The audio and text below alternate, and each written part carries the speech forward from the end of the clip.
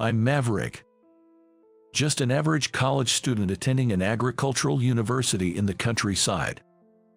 In the future, I plan to take over the family business in this rural town and help with the work at our family's orchard. I never really had a dream for the future, nor did I want to do anything in particular, and unlike the locals, I have no desire to yearn for the glittering city. Since I was young, I've been familiar with nature and have harbored a genuine interest and curiosity in plants and agriculture. Maverick, could you come here for a moment? Yes, Karen. You can call me Mom, you know. It's been 2 years since you came to this house. We're family, right? Yeah, sorry. It's just habit. I'm not blood related to my current family. Born in a small farming village, I lost my parents 2 years ago. It's an event from that day I'd rather not remember. While I was away at university, our house was broken into by a burglar. It was 2:30 p.m. Normally, both my parents would be working in the fields, and the house would be empty. But that day, they happened to take a late break and were relaxing at home.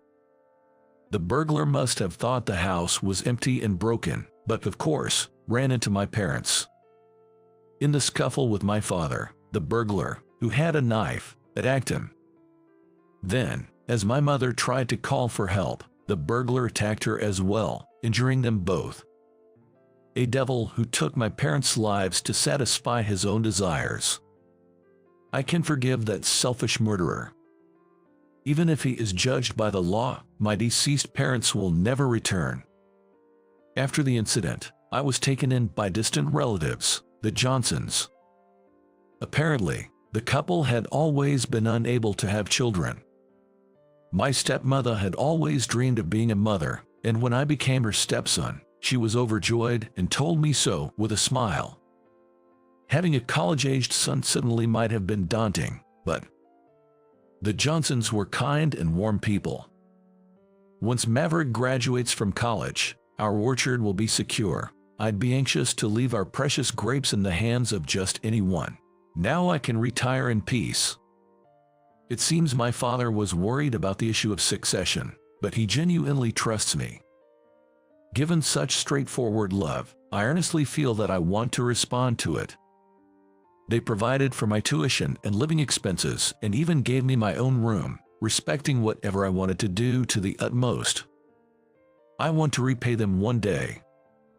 With that in mind, I spend my days learning about agriculture and everything about orchard horticulture. I have no complaints about my life or situation, and there's nothing I particularly want. Since that event, I vowed not to be too ambitious. No matter how pure, righteous, and beautiful one lives their life, there are villains who trample on others' happiness with dirty feet everywhere. The day I lost my parents, my heart was filled with a sense of despair akin to resignation. I realized that efforts, dreams, and ambitions were meaningless. I decided to live the reality given to me, plainly. I honestly confided my feelings to my mother. Maverick, you're still young, so don't talk like an old manual. Your father wants you to take over the orchard. But if you have something else you want to do, you can always go to the city anytime, she said with kind words. In the quiet country town, where time flows slowly, such robbery incidents are rare. If there's a problem happening now, it would be the issue with Tyler. You know, I heard that Tyler's front yard is a mountain of trash again. Recently, the garbage has even piled up on a sidewalk, and it's becoming a problem in the neighborhood. Good grief. Not again. We just cleaned it up last month. One day on a weekend. After dinner, my father was relaxing in the living room, and I was absent-mindedly watching a baseball game on TV. While carrying a tray with 3D cups, my mother started talking about Tyler.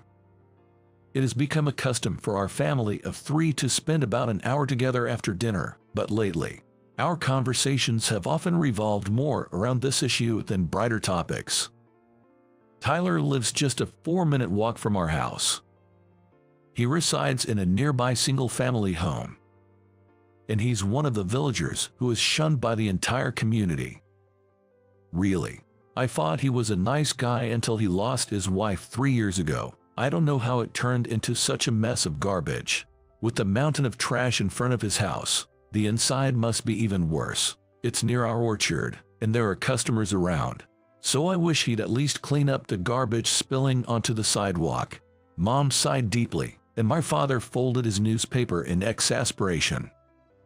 Tyler's house is known in the neighborhood as a trash hoarder's house.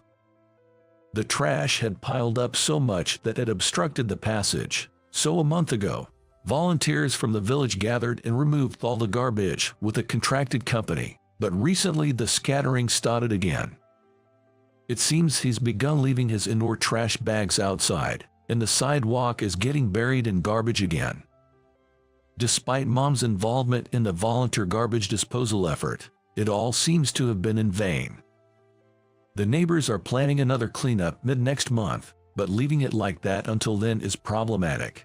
We want to move at least some of the trash to the collection site. It's disheartening to see that mess. The smell is so bad it could twist your nose. Maverick, can you help your mom with the cleanup? Yeah, got it. It was a request from the parents I owe so much to. Of course, I nodded in agreement. On a day off from university lectures, I decided to go with my mother to Tyler's house. After about a 4-minute walk down a gentle slope, Tyler's single-family house comes into view.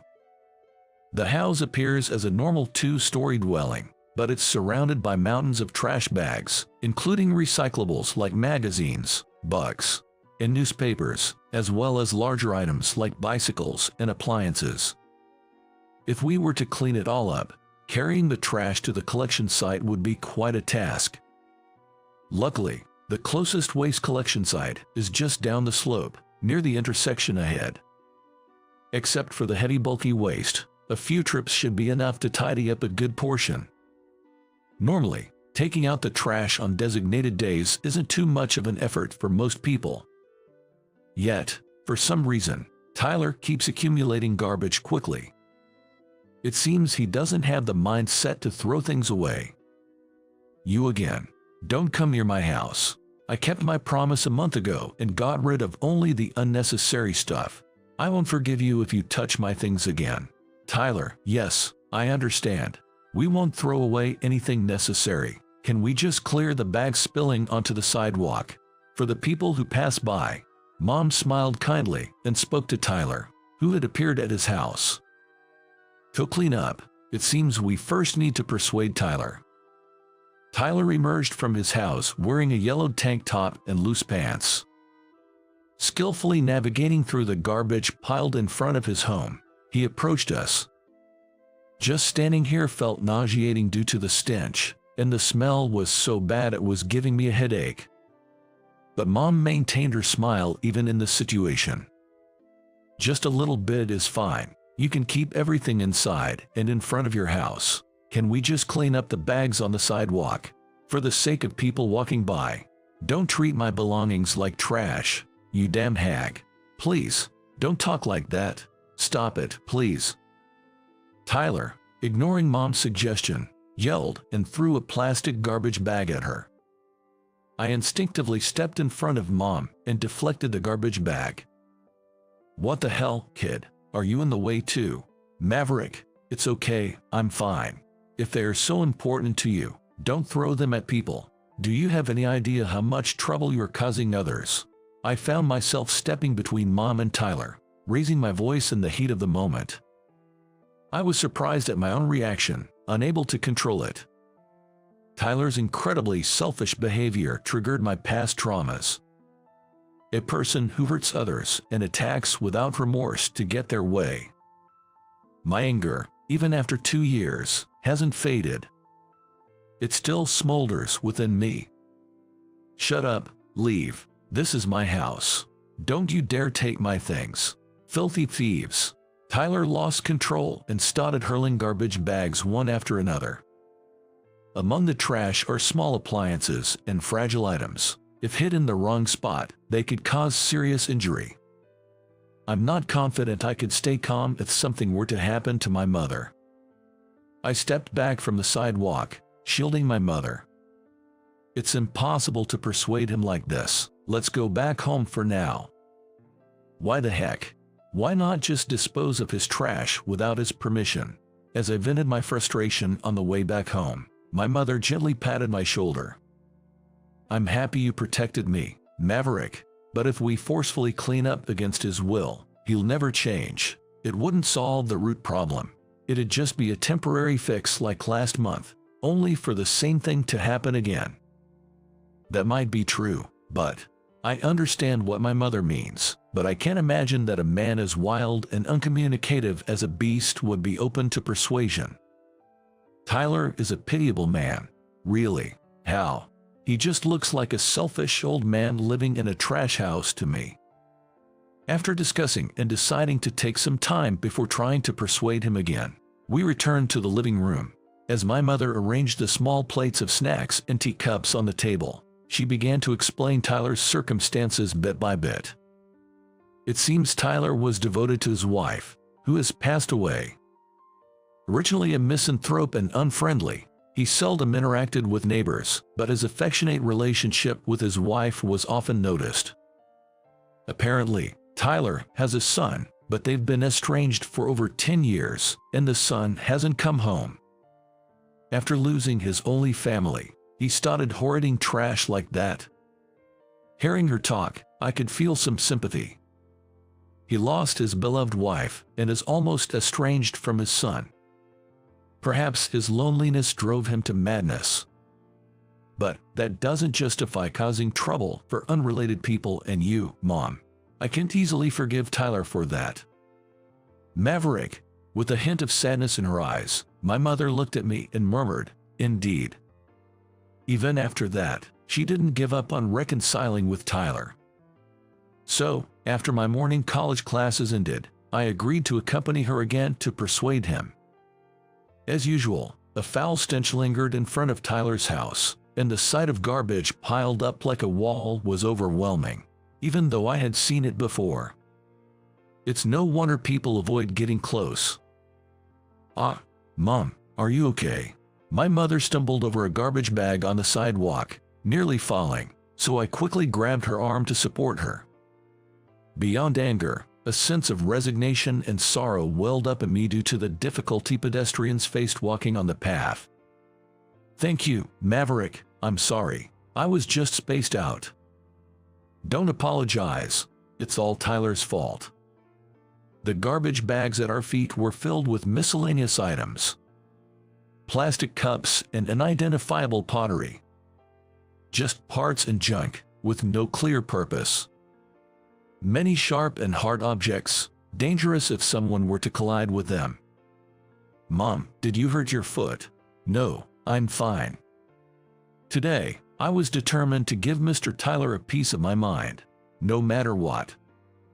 And then, at that moment, what's this? Catching a glimpse of the contents of a garbage bag, I found an old glass-framed picture inside. It looks like an old photo. I think it's Tyler's wife when she was young. Inside the glittering glass frame was a photo of Tyler's wife, smiling gently. I can't believe it's in a garbage bag. Isn't she someone important to him? Tyler, who was said to have loved only his deceased wife. Now, he's a resident of a trash house, hooting garbage in front of his house and on the sidewalk, causing trouble for others. Maybe he himself has forgotten about it. My mother rummaged through the garbage and pulled out the photo frame from the bag. I leaned in to look into the garbage bag as well. And there, what I thought was just junk, the bag contained a pearl necklace, lipstick, and women's clothing. These shouldn't be just thrown on the roadside. I'll have a word with Tyler about this. Yes, we should give these to Tyler, for his wife's sake. My mother and I collected the bag filled with Tyler's wife's belongings and stood in front of his house. "You again. Enough is enough. If you keep lurking around my house and throwing away my important things, I won't let you off easy." Noticing us, Tyler came out, pushing through the garbage towards the gate. I presented the garbage bag we had picked up earlier. "This is important to you. then it should be kept inside the house, not left on the sidewalk. You can't complain if it gets collected. Shut up. It's just outside temporarily because there's no room inside. Tyler seemed to feel no guilt about leaving his personal belongings in a public space. He even argued that he was right, and anyone who disposed of his things was the criminal. Barely containing my anger, I turned to Tyler and said, "Look closely inside the bag." "What, Susan? Is that you? You were here all along." As soon as he noticed the photo in the bag, Tyler's expression and tone changed drastically. Life seemed to return to his bloodshot, bulging eyes. When Tyler lunged at me, yelling, "Give it back," I quickly hid the bag behind my back. "You're the one who left your wife's things on the roadside, right? Aren't you treating your important belongings like trash?" "What did you say?" "Next month, when the villagers call the cleanup crew, the bags in front of your house will be removed, and even your beloved wife's belongings might be discarded. If you don't want that, please clean up the sidewalk."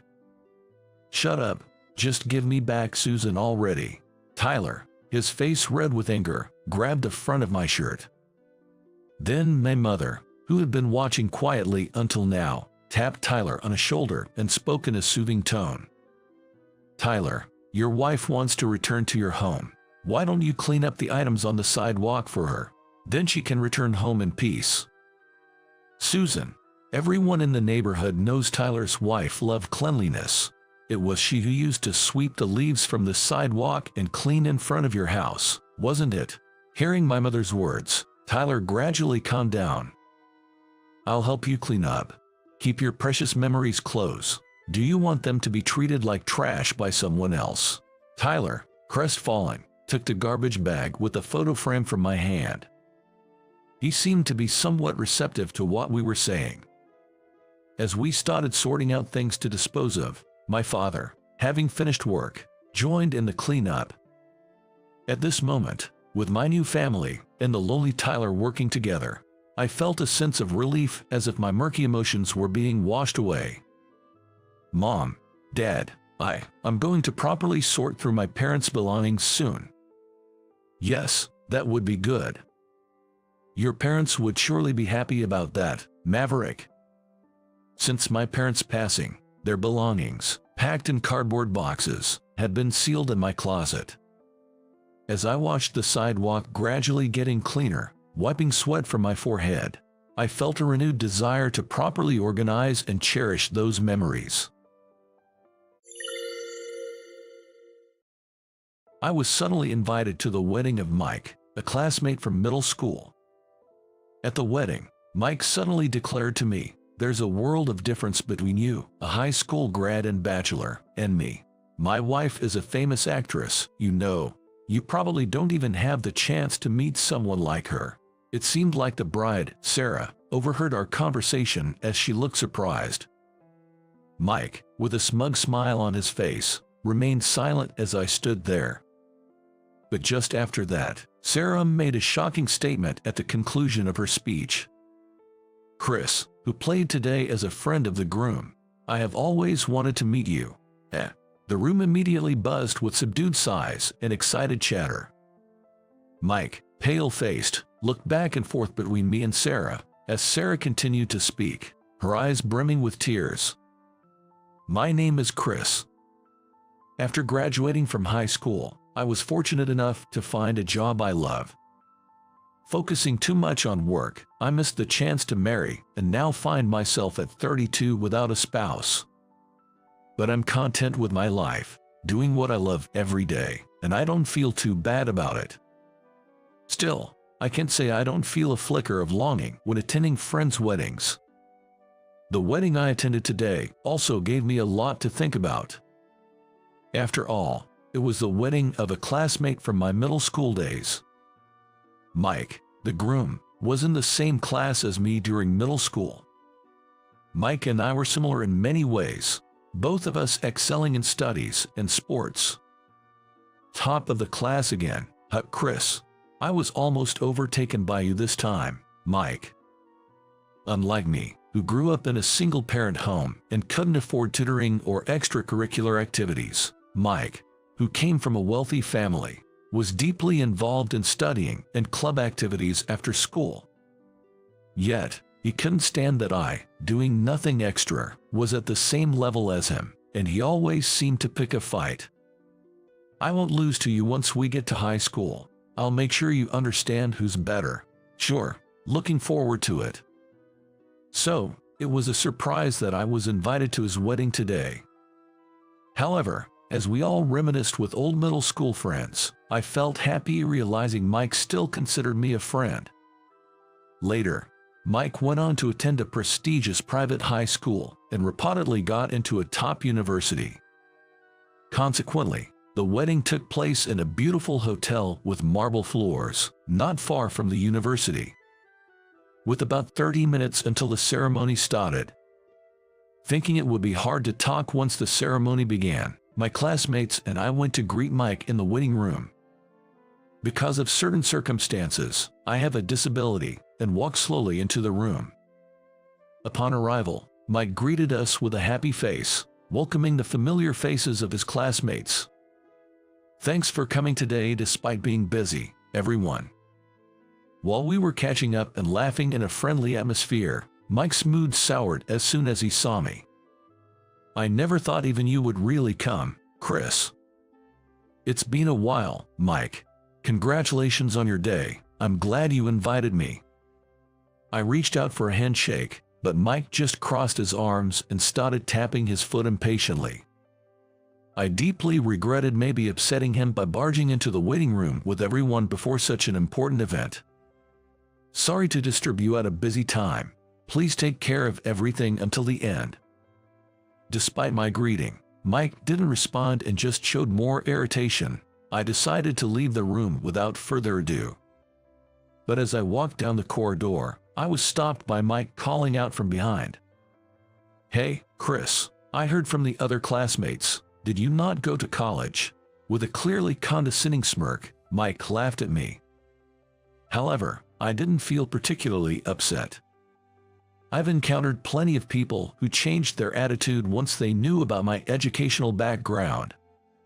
But it was still a bit sad to be treated rudely by Mike, who went to the same middle school. "Yay, I didn't go to college. I had things I wanted to study, but due to circumstances and an injury to my leg, I couldn't afford to go." I tapped my thigh and responded, only to be laughed off by Mike. "Injury, can't afford it. Those are just excuses. If you had an injury, there are crutches or wheelchairs, right? And now you can walk just fine. You're just blaming your circumstances because you couldn't go to college. That's why you'll never make it." Criticized out of the blue, I could only widen my eyes and continue to listen to Mike's tirade. "After all, you probably didn't make enough effort to pursue higher education, right? Many people blame their lack of effort on a tough life or a flawed society, but I bet you're one of them. I, who worked hard and got accepted into a top university, can't understand such reasoning at all. It's been educational to learn that there are people who think like you. I've never once blamed my hardships on anyone else. And the reason I didn't go to college is, I thought about arguing back then and there, but today was a special wedding day. Thinking it was better to avoid unnecessary arguments, I gave a slight nod and turned my back. But perhaps Mike hadn't said enough, as he threw more words at me. "If that's the case, I feel even worse for inviting you to such a grand wedding. It must have been difficult for you to give a wedding gift.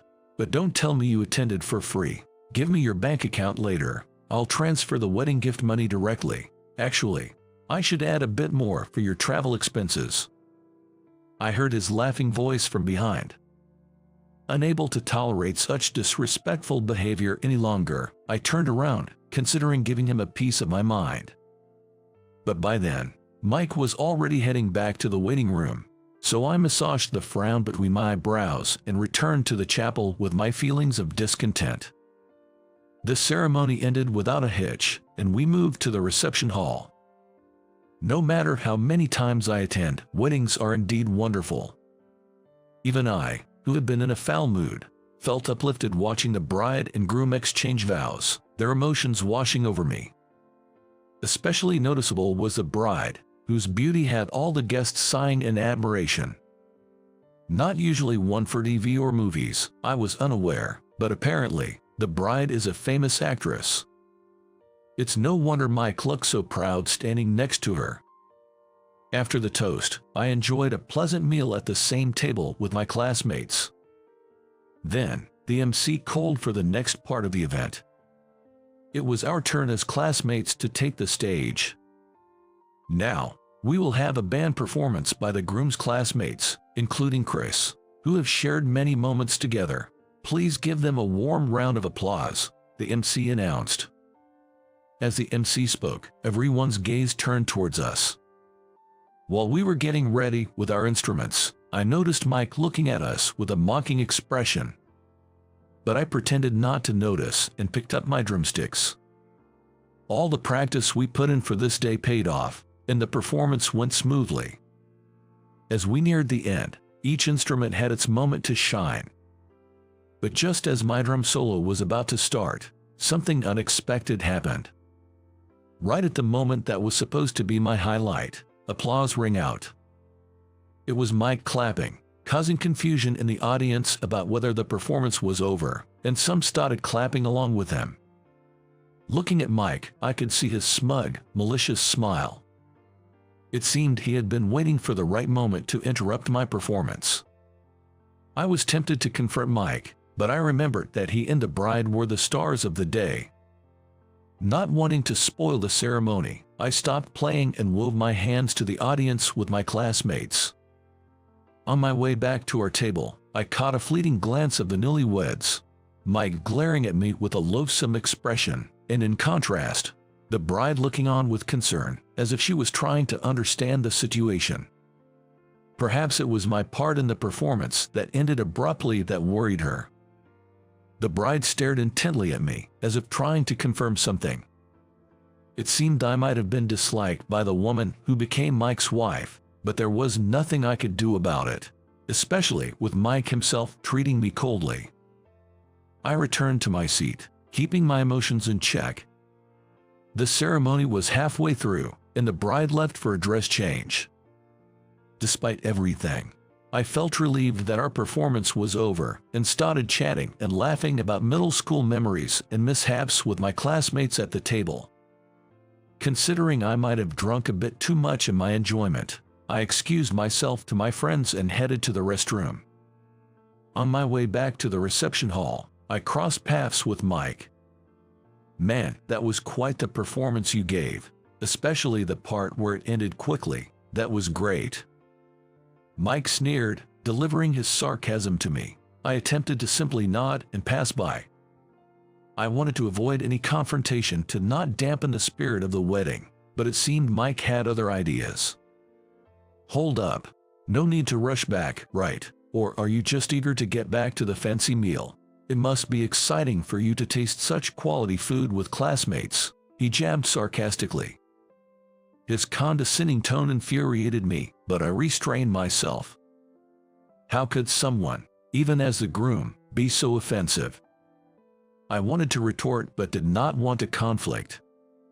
I nodded again and attempted to leave, but Mike wasn't done. "They say you're the company you keep, and frankly, it's annoying having a high school graduate like you show up. People's success or failure is determined by their surroundings. In that respect, I'm a winner, graduating from a top university and marrying a famous actress. You, on the other hand, are society's bottom rung. We probably won't have much to do with each other after this." I was at my limit, but remembered I am an adult now. With no intention of raising my voice or getting physical, I quietly informed Mike. "Understood. I promise, from today onwards, I will no longer involve myself with you and your wife." "That's right. Finally recognizing your place," he replied. After hearing my response, Mike left with a smug look on his face, barely containing his laughter. I returned to the reception hall with a heavy heart and was teased by classmates unaware of the situation. "Sorry, got lost in the hallway. Is it time for the bride's speech?" "Yeah, it's Sarah White, the too cute actress. You must know her, right?" "Sorry, I really don't, but I heard she's a famous actress. Can't miss that, I replied. Just then, the MC announced the bride, Sarah's entrance, and her upcoming speech. Sarah returned to the reception hall in a beautiful kimono, more stunning than any woman I'd seen, an aura befitting a famous actress. As she walked, our eyes met, and she blushed, looking nervously at me. Feeling utterly disliked made me feel incredibly empty inside. But since I had promised not to involve myself with the couple any further, there probably wouldn't be any more opportunities for conversation. As I was lost in these thoughts, Sarah stopped right in front of me, and the MC prompted Mike to escort her. It seemed that was a plan, and Mike approached my table with a triumphant look. Seeing everyone's eyes focused on Sarah's beautiful bridal figure, I whispered to Mike, "As I promised earlier, I will not have any further dealings with you and your wife. I wish you happiness." Remember those words. I'm on a different level now. My wife is a famous actress. You, a high school grad, could never have such encounters. He laughed. Sarah, overhearing our exchange, looked surprised. But there was nothing more for me to say. Mike, with a victorious smile, said to her, "You look especially beautiful today. Let's go." He took Sarah's hand and escorted her to the stand microphone. Mike's disdainful gaze, looking down on me, greatly disturbed my emotions. "Thank you all for being here today despite your busy schedules." Sarah began her speech. True to her profession, she spoke eloquently, her voice clear and easily understood. Even as Mike sent smug glances my way, my mind was clouded, but I listened to Sarah, knowing this was the last time I would have anything to do with Mike. Sarah spoke of her memories and gratitude towards her parents, and the heartfelt content made some in the audience sniffle. Although I am now recognized as an actress, many people have helped me to get here. I am grateful to everyone for their support. And there is someone I am most grateful to, she continued. At these words, everyone, including her parents and Mike, looked at Sarah curiously.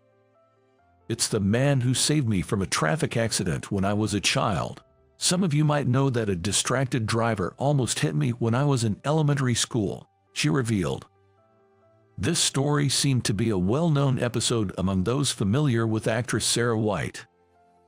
As several people in the audience nodded in recognition, Sarah continued her story. "The man who saved me by pushing me out of the way was hit by the car himself. He was injured so badly that, despite being only a high school student, he had to start using a prosthetic leg," she explained. Upon reaching this point in her story, the hall buzzed with murmurs. Apparently, Sarah had never before detailed the accident to such an extent. The atmosphere in the hall changed to one of intense interest as Sarah's voice reached every corner. "After the accident, I always wanted to thank the man who saved me, but by the time I was discharged and went to the hospital, he had already left. I wanted at least to know his contact information, but all I received was a message that he had simply done what anyone else would have done, and I never got to thank him in person. That's why I vowed to one day express my gratitude to him, thinking that if I became a well-known actress recognizable to everyone, maybe I could find him. That's why I've worked hard as an actress up until today." Sarah's tearful appeal spread surprise and excitement throughout the hall.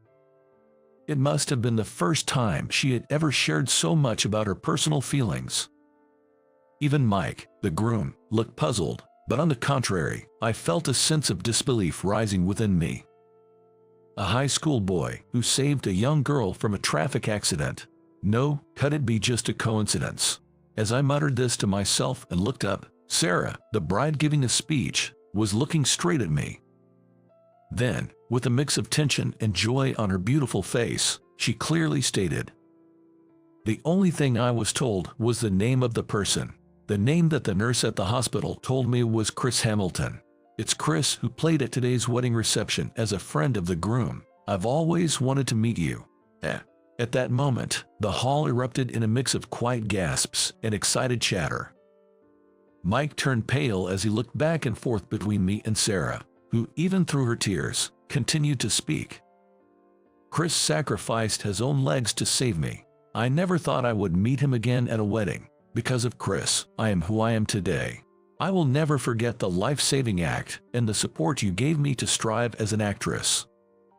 Saying that, Sarah continued to express her gratitude towards me. Never expecting the story to be about me, I listened, bewildered, yet touched by her words of thanks. And as she spoke, I remembered the incident from that time. I was on my way home from high school, walking near the station when I noticed a car swerving and approaching in a serpentine manner. I watched it warily, thinking it was dangerous. Then, the car headed straight towards a young girl, apparently on her way home from elementary school. Instinctively, my body reacted, and as I pushed the girl away, I felt the full impact on my own body. When I came to, I was in the hospital and was informed that the girl I saved had only minor injuries, but in exchange, I had lost both legs below the knees. After that, I moved to a more accessible location, as my previous home was inconvenient for school. Though it was a severe injury, saving her was my decision. I moved without meeting the young girl, so she wouldn't feel burdened, not expecting that she would continue to be grateful for it until today. Afterward, I got custom-made prosthetics and was completely fascinated by their functionality and design. There are ones that look indistinguishable from real legs when I wear trousers, and elegantly curved carbon-made types for sports. Then, I decided to pursue a career as a prosthetist, creating artificial limbs and assistive devices for people who have lost limbs due to illness or accidents. I attended a vocational school instead of the university I initially aimed for, and after acquiring a skill, I founded a company that makes more fashionable and functional prosthetics based on customer requests. Thanks to its good reputation, the business has grown, featured in various media, leading me to where I am today. At that time, my parents tried to persuade me to attend a regular university, but I feel a sense of purpose in my current job. While I was reminiscing, Sarah continued her speech. I worked hard in dramas and plays, hoping to be able to thank Chris one day, but I learned from his classmates that Chris has now established his own popular prosthetic manufacturing company, helping many people. In both personal and professional aspects, Chris has always been ahead of me. It's a miracle that we could reunite like this. I feel I was told something earlier, but I want to express my gratitude to Chris from now on. Saying this, Sarah bowed her head, and tears fell from her eyes like pearls.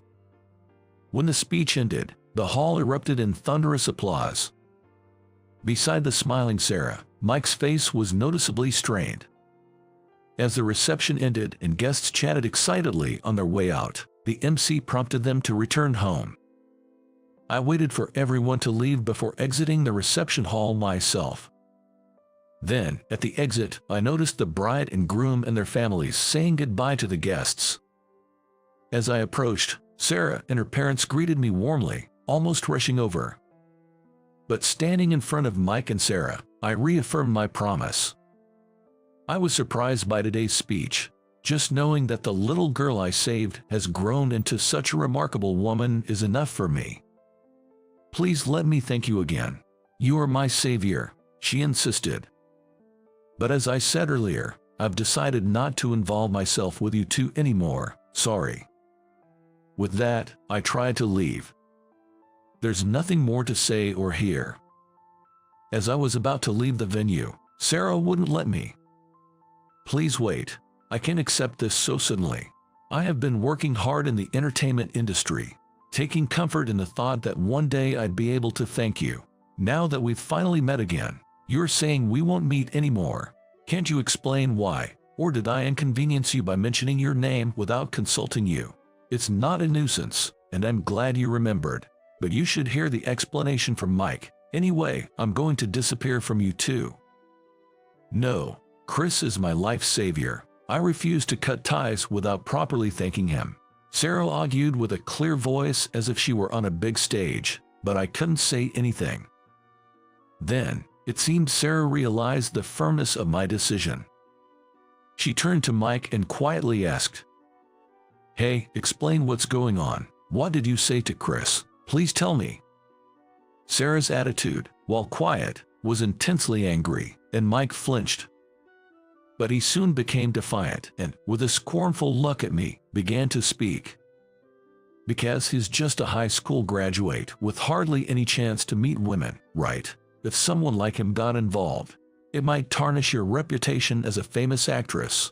So I just told him that a high school graduate with no prospects should stay away from us, that's all. That's outrageous. Didn't you hear my story? If it wasn't for him, I wouldn't have become an actress. No, I might not even have been alive. Do you understand what kind of sacrifice he made to save me? I didn't know he was the one who saved you. I admit that was my mistake. But a low-educated man who's not popular with women is bound to mess up eventually. You'll thank me later for cutting ties early. The next moment, a dry sound echoed through the space. At first, it was hard to believe what had happened, but then Mike slowly looked at his palm. As soon as he saw what Sarah had slapped into it, his face turned bright red, and he began to yell. What are you doing? Throwing the wedding ring back at me? You'll regret this. Apologize and rethink this right now. You're the one who should reflect. Do you judge people only by their education? Don't you understand how respectable and admirable Chris is?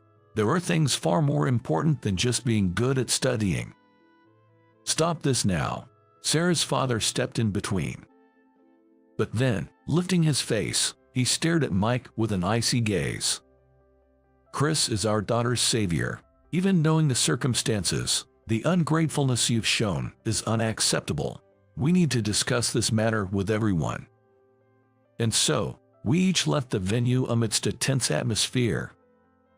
The following week after the wedding, I was invited to Sarah's family home. Since the ceremony, Sarah had tried calling several times and messages had been left, but I had no intention of ever meeting her again. I never answered the calls displayed on my mobile screen. Every time I thought of the little girl I saved and her radiant smile at the wedding, I wondered if I should at least talk to her.